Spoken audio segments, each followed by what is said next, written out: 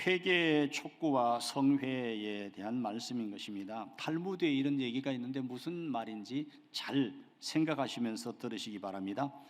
회개하는 자가 서 있는 땅은 가장 훌륭한 성자가 서 있는 땅보다 거룩하다.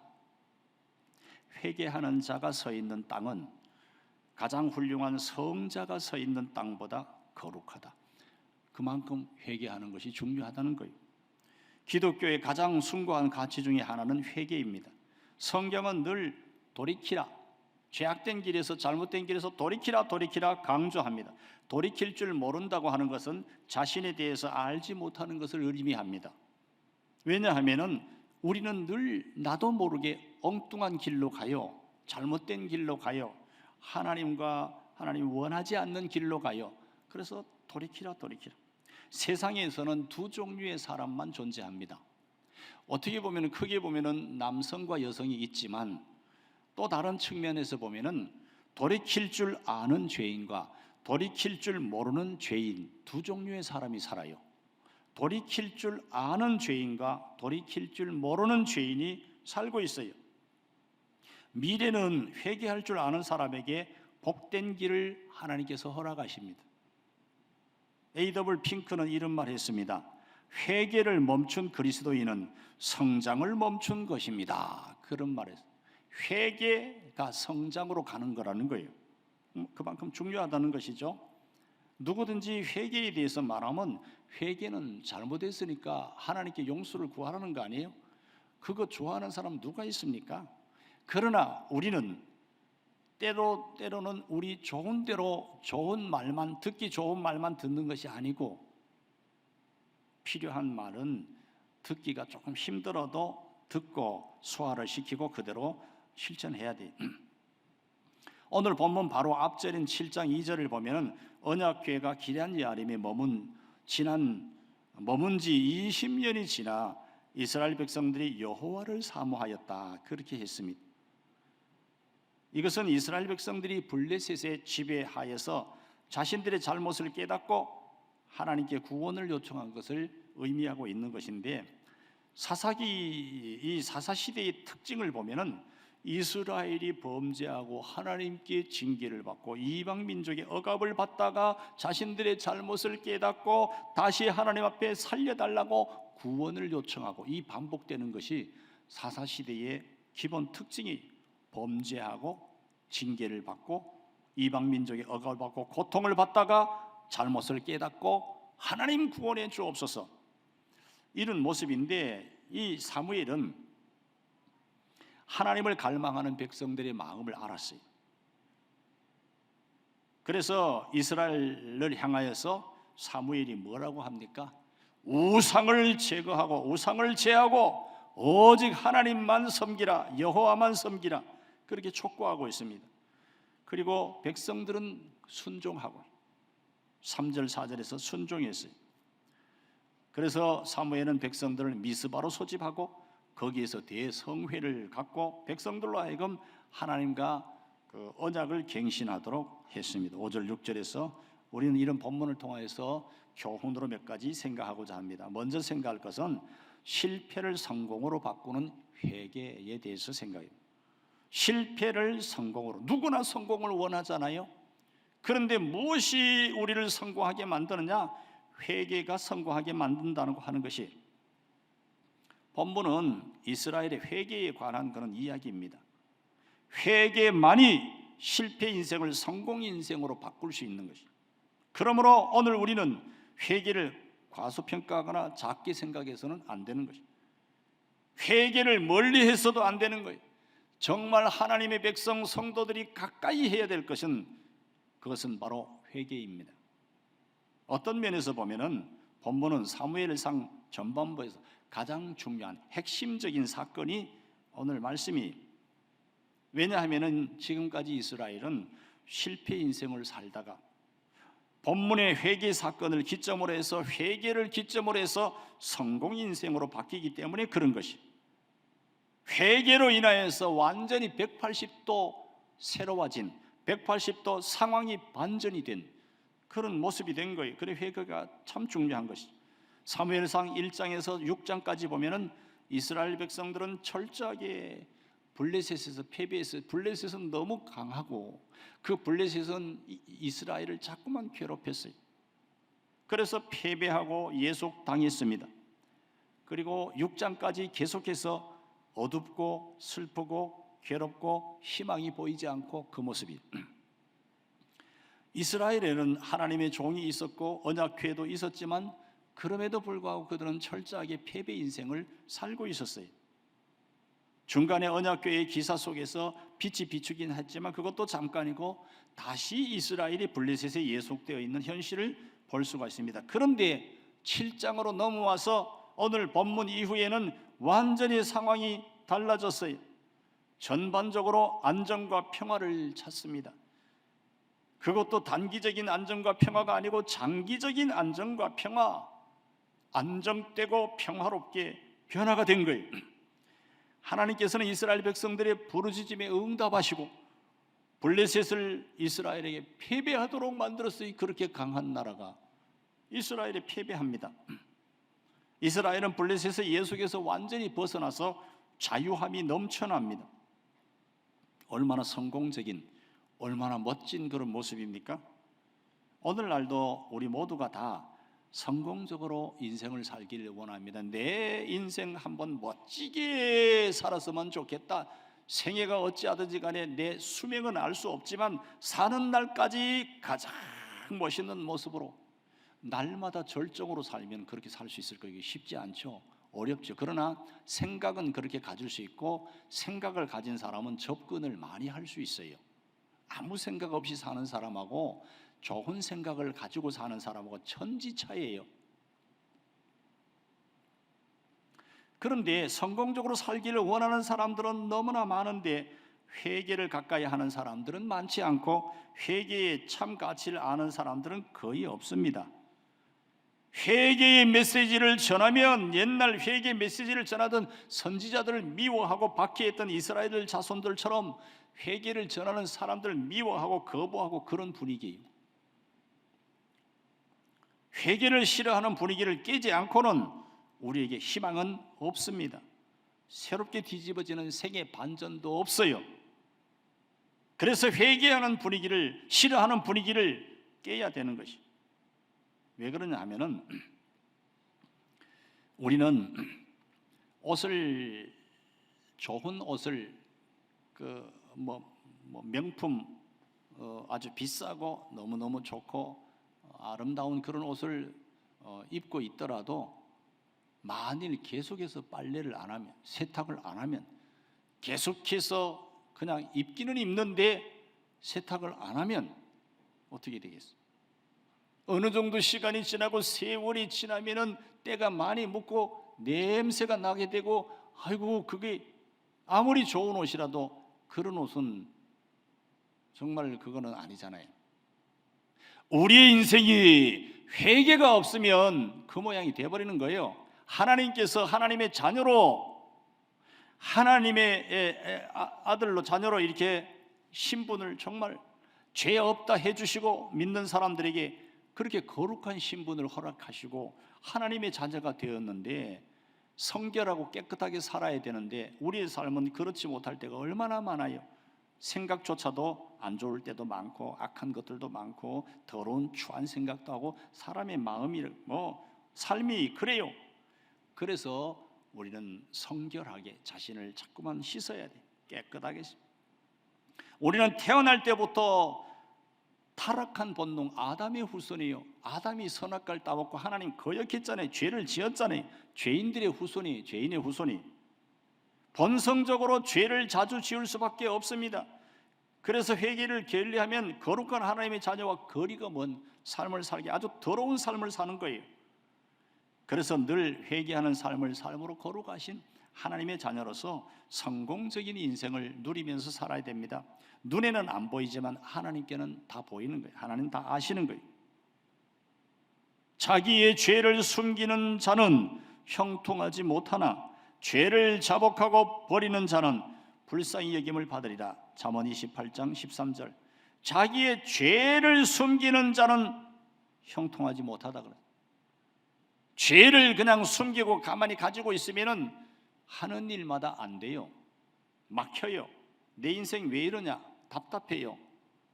하나님을 경외하지 않는, 하나님께서 외면하시고 너는 내 자식 아니야, 너는 나하고 상관없어, 그런 사람들이 없지 않아 있어요. 하나님, 그거 육이라 그래요. 어려운 신학적인 용어로. 하나님께서 버린 사람이 있고 하나님의 자녀가 있고 그래요. 우리 눈에는 몰라요. 우리는 하나님의 자녀다.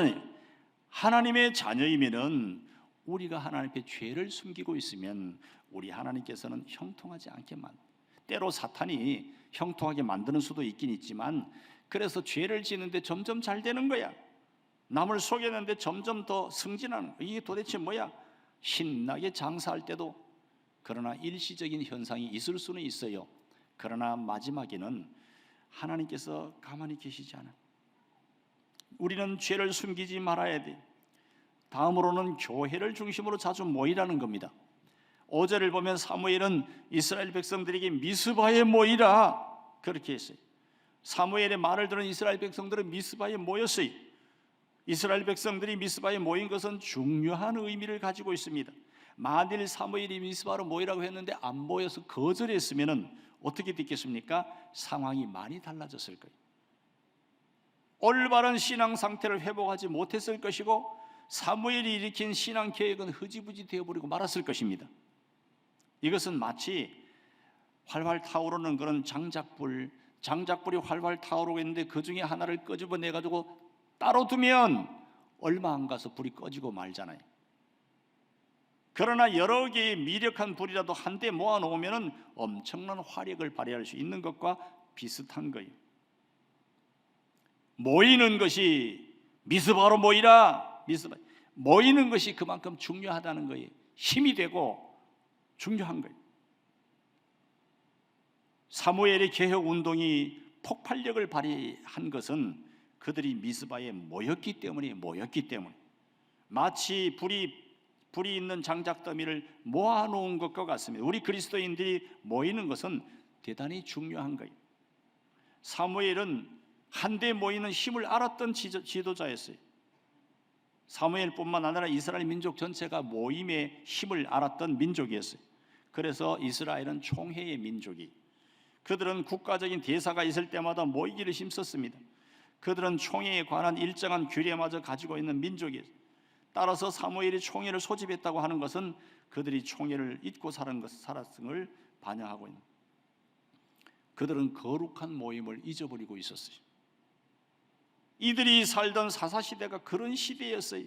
거룩한 모임을 잊어버리고 살던 그런 시대였어요. 몇 번 총회가 있긴 있었지만 한편으로는 개인주의가 아주 극대화되었던 그런 시기가 사사시대예요. 그러므로 본문에서 사무엘이 총회를 소집했다고 하는 것은 이스라엘 자손이 개인에서 공동체로 거듭나기 시작했다고 하는 것을 의미합니다. 자기 소견에 옳은 대로 행동하던 그들이 이제는 신앙을 공유하고 통일하고 신앙을 함께하기 시작했다 하는 것을 말해주고 있는 것입니다. 개인과 공동체는 달라요. 한 사람과 여러 사람은 힘이 다르잖아요. 10명, 100명 모인가 하고 10,000명, 10만 명, 우리나라에 전 세계에서 가장 큰 교회가, 가장 많이 모이는 교회가 여의도에 있잖아요. 많은 사람들이 운지반가하고 소수의 사람들하고, 물론 하나님께 궁극적인 힘이 있지만 사람들의 힘이 다릅니다.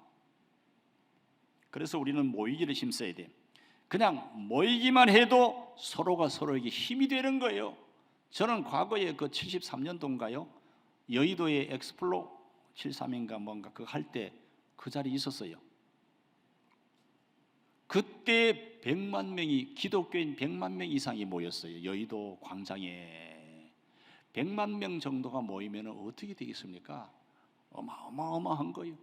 차들도 다 통제가 되고 찻길로 그냥 사람들이 수도 없이 찻길로 밀려나가는, 다 기독교인들. 이야, 어마어마한 사람들이, 빌리그레암 목사님 모시고 대단한 찬양대만 해도 뭐 어마어마한 찬양대가 서가지고 찬양, 모이는 자체가 힘이 되는 거예요. 그래서 우리는 모이기를 힘써야 되는 거예요. 하나님의 백성들의 모임에는 중요한 의미가 있어요. 신앙을 조율하고 바로잡고 새롭게 하고 통일하는 그런 면이 있습니다. 그래서 하나님께서 이스라엘 역사 초기에 1년에 3차례 하나님 앞에서 모이도록 그렇게 했습니다. 3차례 모이게 한 것이 출애굽기 23장 14절에 너는 매년 3번 내게 절기를 지킬지니라 그랬습니다. 하나님께서는 산당을 허락하지 않으시고 성소를 중앙화 단일화 했어요. 그리고 일이 있을 때마다 총회를 소집하게 하셨습니다. 그러나 실제로는 이 정도 모임 가지고는 부족합니다. 어쩌다 한번 모여가지고 신앙을 통일하고 공동체를 구해낸다고 하는 것은 너무 역부족이에요. 자주 모여야 되는데 1년에 몇 번 모여가지고 무슨 신앙에 무슨 통일을 하고 뭘 하고. 그래서 신약 시대에는 일주일에 한 번 모이게 했습니다. 일주일에 한 번 모이는 그날이 바로 주일이잖아요. 오늘과 같은 날이잖아요. 일주일에 한 번 모이면은 1년이면 주일이 몇 번입니까? 보통 한 52회 1년에 50회 이상을 모이잖아요. 일주일에 한 번씩 모여도 그런 거예요. 물론 구약시대에도 안식일은 있었습니다. 안식일은 오늘날로 말하면 토요일이잖아요. 구약의 안식일이 아무 일도 하지 않고 쉬는 날이었다면 신약의 주일은 모임의 날이에요. 모임의 날. 모임 자체가 대단히 중요한 거예요. 하나님께 예배드리는 날, 모이는 날이에요. 함께 모여서 신앙의 공통점을 찾고 개인주의를 벗어나서 공동체화하는 그런 날이에요. 그런데 모이는 게 힘듭니까? 안 모이는 게 힘듭니까? 말이 좀 이상하네. 모이는 게 쉽습니까? 안 모이는 게 쉽습니까? 당연히 안 모이는 게 쉽죠. 영상 예배를 드려봤더니 집에 가만히 있어도 그냥 틀기만 하니까 창 나오고, 가는 시간 오는 시간 힘들지 않아도 되고 시간도 안 들여도 되고 너무 통신이 편리하니까 이 참 너무너무 편한 시대다. 우리는 그래서 영상 예배에 주저앉으면 안 되는 거예요. 정말 귀한 신학자가 영상 예배가 예배냐 그랬어요. 예배가 아니라는 거죠. 근데 우리는 합리화시켜서 왜 찬송도 있고 다 기도도 있고 다 보고 있고 내가 동참하는데 합리화시키려고 하는데, 하나님이 보실 때 어떻게 보시겠습니까? 우리는 편한 것을 따라가는 사람이 아니고 하나님이 원하시는 방법을 따라가야 돼요. 비대면 예배, 영상 예배가 그 옛날 생각도 못한 거죠. 예수님 이 세상에 있을 다시 생각도 못한 거예요. 이제 우리는 주일날 모여서 예배하고 봉사하고 교제하고 식탁 공동체를 이루고 그래서 이렇게 모이는 거예요.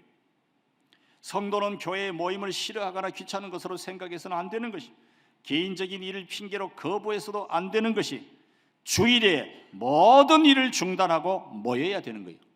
모이는 자체가 대단히 중요한 거예요. 모든 일을 주일날 중단하고, 주일이지만 집안에 일이 있습니다. 그걸 부끄럽지 않게 말하는 사람도 있어요. 교역자 앞에 그렇게 말하면 신뢰가 되는 겁니다. 얼마나 교역자가 들을 때 이게 얼마나 거북하겠어요? 그래도 어찌하겠어요? 신앙이 그 정도면 그냥 그래요? 얼마나 답답해. 주일에 모든 일을 중단하고 모여야 돼. 장사 때문에, 직장 생활 때문에 주일날 안 쉬는 직장. 우리가 물질을 위해서 사는 사람이 아니잖아요. 오늘날은 이렇게 설교하는 사람이 많지 않아요. 듣기 좋은 얘기하지 왜 그러나. 우리는 말씀이 때로는 힘들어도 어떻게 하겠어요? 그래도 그것이 살 길이라면 붙잡아야죠. 어떻게 하겠어요? 모이기를 피하는 어떤 사람들의 습관과 같이 하지 말고 오직 권하여 그날이 가까움을 볼수록 더욱 그리하자. 히브리서 10장 25절. 모이기를 피하는, 조금 전에 영상 예배 말씀드렸잖아요. 왜 피합니까? 편하니까. 너무 좋은 편하고. 모이기를 피하는 어떤 사람 습관이 됐어요. 습관. 그렇게 하지 말라 그랬어요. 그리고 그날이 올수록 더더욱이 힘써 모이라는 거예요. 그런가 하면 모든 것을 하나님 앞에 내려놓고 오직 하나님만 의지해야 됩니다. 6절에 보면은 그들이 미스바에 모여 물을 길어 여호와 앞에 붓고 그날 종일 금식하고 거기에서 이르되 우리가 여호와께 범죄하였나이다. 우리가 여호와께 하나님께 범죄하였나이다 하니라. 사무엘이 미스바에서 이스라엘 자손을 다스리니라. 물을 길어서 백성들이 하나님 앞에 물을 붓는 것에 무슨 뜻이 있겠습니까? 하나님께 물을 붓는 두 가지 상징적인 의미가 있습니다. 우리는 중요한 교훈이 그 속에 들어있어요. 먼저는 하나님께 물을 붓는 상징적인 의미 첫 번째는 마음을 하나님 앞에 쏟아내, 물을 붓는 것은 마음을 하나님 앞에 쏟아낸다고 하는 그런 상징적인 의미가 있어요. 물이 가득 담긴 그런 그릇을 엎어버리면, 물이 가득 담겼는데 엎어버리면, 쏟아버리면 아무것도 없잖아요. 다 쏟아지긴. 하나님 앞에 물을 쏟는다고 하는 건 자신의 죄를 쏟는 것이고 슬픔을 쏟는 것이고 자신의 문제를 쏟는, 지극히 사소한 것까지 작은 것 하나라까지 완전히 다 쏟아버리는 거예요. 다 하나님 앞에 쏟아버리는. 이스라엘 자손은 그런 자세로, 그런 마음으로 하나님께 나왔어요. 그럴 때 하나님께서는 그들의 회개를 받으시고 문제도 해결해 주셨습니다. 그러므로 오늘 우리도 역시 그것이 무엇이 되었든지 간에 하나님 앞에 남기거나 숨기거나 거리끼는 것이 없이 다 쏟아놔야 돼요. 숨겨놓은 죄는 사유받지 못합니다. 숨겨놓은 문제는 해결받지 못합니다. 어느 한 구석에도 남아있는 것이 없이 우리 하나님 앞에 죄가 되었든지 문제가 되었든지 다 쏟아놓고 하나님께서 해결해 주셔서 해결받는 하나님의 백성들이 되어야 됩니다. 안고 있으면 얼마나 힘들어요. 문제를 안고 있으면 얼마나 힘들어. 살고 싶지도 않고 너무 힘들어. 하나님 앞에 쏟아져 놓으면 우리 하나님께서 해결하는 거예요. 물을 붓는 것이 그런 의미가 있고, 그런가 하면은 물을 붓는다고 하는 것은 결단과 헌신을 다짐하는 그런 의미가 있는 것이, 물을 쏟아버리면 비었어요. 돈도 주워 담을 수 있고 곡식도 담을 수 있고 다. 그런데 물은, 엎질러진 물은 다시 못 담아. 죄악을 쏟아버리고 다 악한 것을 다 쏟아버렸으면 다시 담는 게 아니에요. 하나님 앞에 물을 붓는 것은 헌신과 결단의 의미를 가지고 있는, 더 이상 다른 대상을 찾지 않고 오직 하나님만 섬기고 하나님만 의지하겠다고 하는 그런 의미가 들어있는 것이 이스라엘 백성들에게 반드시 필요한 그런 의미 있는 행위였어요. 왜냐하면 이스라엘 백성들은 너무 많은 것을 담고 있었어요.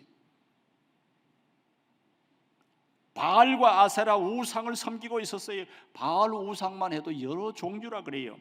그래서 어떤 사람은 바알 우상 중에서 하나, 둘을 섬기는 사람, 바알 우상 통째로 다 섬기는 사람도 있고, 심지어 있는 것 다 섬기는, 그리고 여러 가지 우상들 많이 있었습니다. 그런 것들을 다 쏟아버려야 돼. 다 쏟아. 그거 다 쏟아버리고 내버리고 이제는 여호와 하나님만 의지하고 이제는 우상을 찾지 않고 다른 것 찾지 않겠다고, 그런 의미가 들어있다고 하는 것입니다. 오늘 우리도 역시 그 옛날 사무엘 시대에 그 이스라엘 자손들 못지않게 세상에 많은 것들, 좋은 것들이 왜 그리 많은지 몰라요. 점점 얼마나 끊임없이 개발됩니까? 얼마나 끊임없이 좋아집니까? 분야별로 아주 놀라울 정도로 아주 너무 개발이 막 달다는 겁니다. 의술이 그렇게 발달되어 있는 이런 시대에도 보니까 끊임없이 개발이 되고 있더라고요. 제가 몇 년 전에 다쳐가지고 기부스 이런 통을 여기다 턱 끼고, 여러분들 안 보이게, 어떻게 안 보이게 했습니까? 가운을 입었죠. 어쨌든 간에 다쳐가지고, 근데 이번에 다친 분 보니까 아이고 이게 끼는 게 훨씬 더 편하게 나왔어요. 아, 몇 년 전하고 또 저렇게 더 달라졌네. 끊임없이 개발되고 뭐 핸드폰 같은 건 안 그렇습니까? 끊임없이 좋아지고 끊임없이 세상에 좋은 것이 너무 많아요. 그래서 많은 사람들이 너무 많은 것을 막 섬길 정도로 그렇게 마음을 빼앗기고 있습니다. 어떤 사람은 힘을, 어떤 사람은 돈을, 어떤 사람은 지식을, 어떤 사람은 권력을, 한 가지 섬기는 사람이 있는가 하면 두세 가지 섬기는 사람이 있고 그런 거 다 좋아하는 사람도 있고 그렇습니다.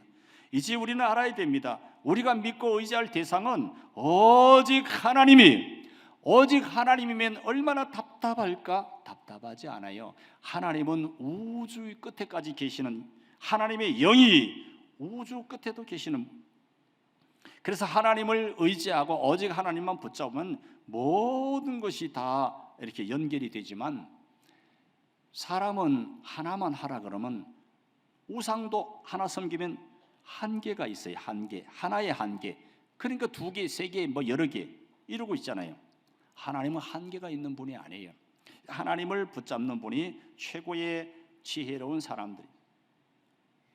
하나님의 구하시는 제사는 상한 심령이라 하나님이여 상하고 통회하는 마음을 주께서 멸시하지 아니하시리이다. 시편 51편 17절의 말씀이, 하나님이 구하시는 제사는 상한 심령이라. 왜 상합니까? 하나님 말씀대로 살지 못하니까, 죄 가운데 있으니까 너무너무 안타깝고 그런 것입니다. 우리는 누구나 다 죄인들이 가만히 있으면 죄 가운데 살아요. 아담의 후손이잖아요. 죄인의 후손이잖아요. 죄 가운데 살아요. 끊임없이 회개하고 끊임없이 우리는 바로 서야 돼요. 오늘 본문은 어떻게 보면 해피엔딩으로 끝내고 있는 것입니다. 왜냐하면 사무엘과 같은 그런 바른 선지자, 바른 제사장이 이스라엘에 등장했기 때문에 그런 것이, 이것은 이스라엘의 복이 아닐 수가 없어요. 사무엘 이후로 이스라엘 역사는 하나님이 원하시는 방향으로 잘 인도될 것을 암시하고 있습니다. 그런데 이런 행운이 그냥 찾아온 것이 아닙니다. 왜냐하면 이스라엘 자손이 본래 그렇게 하나님의 종을 우대하고 순종하고 그런 민족 아니었어요. 언제 그렇게 그러면 바뀐 거예요? 20년이라고 하는 고난의 세월이 있었기 때문에, 20년이라는 고난의 세월을 지나면서 하나님의 종을 귀하게 여기고 하나님의 뜻에 순복하게 되고, 그리고 사무엘이 등장하는 거예요. 이런 측면에서 보면 고난이 결코 나쁜 것이 아닌 것을 알 수 있습니다. 고난이라고 하는 것은 괴롭고 고통스럽고 힘들기도 하지만, 그러나 고난을 통해서 하나님의 율례를 배우기도 합니다. 고난을 신앙의 눈으로 보면 하나님의 은혜예요. 하나님께서 자기 백성들을 훈련시키는 것은 강한 병사가 되도록 훈련하잖아요. 강한 믿음의 사람이 되도록 하나님께서 훈련하시는 거예요. 그래서 고난이 올 때 원망하기보다는 우리는 회개해야 돼요. 회개해서 성결하게, 자신을 깨끗하게 잘, 그리고 고난을 잘 소화시킬 뿐만 아니라 하나님의 백성으로서 모이기를 힘써서 에너지가 충만한, 개인도 아무것도 못할 것 같아 무기력, 신앙에 있어서 무기력한 그런 모습은 과연 얼마나 예배드리기를 힘썼는지, 모이기를 힘썼는지 돌아봐야 돼요. 한 달에 한 번 나올까 말까, 절기 때 성탄절이나 뭐 부활절이나 나올까 말까, 이런 분들이 에너지가 넘칩니까? 신앙에 막 힘이 펄펄 넘칩니까? 그럴 수가 없어요. 모이기를 힘쓰고 새벽마다 나와서, 그리고 자주 모여도 하나님을 의지해야 돼요. 몸은 나와 있는데 마음은 다른 데 가 있으면 힘이 생깁니까? 오직 하나님 붙잡아야죠. 새벽마다 나오는 분들은 당연히 성령 충만해야 되는데, 안 그렇다면 몸은 나왔는데 마음은 온 세상을 다 돌아다니고 있어. 그러면 안 되는 거예요. 오직 하나님 붙잡고 바라보고, 그래서 여러분들이 과연 하나님의 자녀로서의 아름다운 그런 모습으로 회복이 되어서, 이스라엘 백성들이 회복이 되니까 블레셋이 패배했다니까요. 이스라엘은 승리하고, 그리고 놀라운 그런 일들이 그들에게 있었어요. 우리가 하나님 앞에 회개하고 바로 서면 내 인생에 놀라운 일들이 일어나기 시작하는, 그게 희망이에요. 회개가 희망인 것은 우리가 바로 서면 그렇게 좋아지기 때문에 그런 거예요. 이런 사실들을 생각하면서 오늘도 기도하는 가운데 우리 모두가 새로워져, 내 인생은 다른 사람 사는 대로 살아가는 것이 아니고 하나님 앞에서 내가 기도하면서 말씀을 따라서 어떻게 살아야 되는지, 사람마다 다 다르잖아요. 그렇게 바르게 살아가시고, 그로 인해서 하나님의 복 많이 받고 참 그리스도인으로 거듭나는 여러분들 다 되시기를 예수님의 이름으로 축원합니다.